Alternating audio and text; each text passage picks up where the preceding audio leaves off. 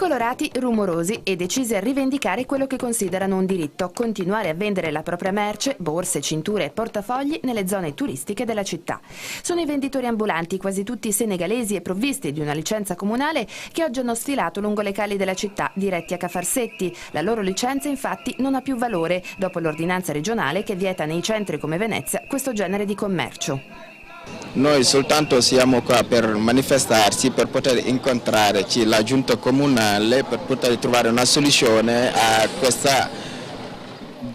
questo gioco qua tra il comune e i lavoratori, i venditori ambulanti con regola e licenza. Siamo una categoria come quelli dei commercianti di Venezia, quindi si vuole un po' di considerazione. Ma non siete un po' troppi?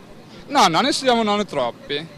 Gli ambulanti si sentono criminalizzati, siamo stanchi, dicono, di dover scappare alla vista di un vigile, di essere perquisiti sui mezzi pubblici. Il sogno è di potersi riunire in cooperativa e vendere in alcune aree prestabilite prodotti tipici artigianali del loro paese, ma l'amministrazione comunale aveva già bocciato mesi fa l'idea di un mercatino etnico.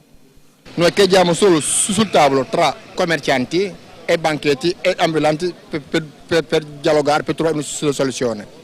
Sì. Se ti offrissero un lavoro dipendente accetteresti? Certo, come noi. Allora, ma ci sono dei 89% che vogliamo il lavoro, però non possiamo trovare il lavoro qua.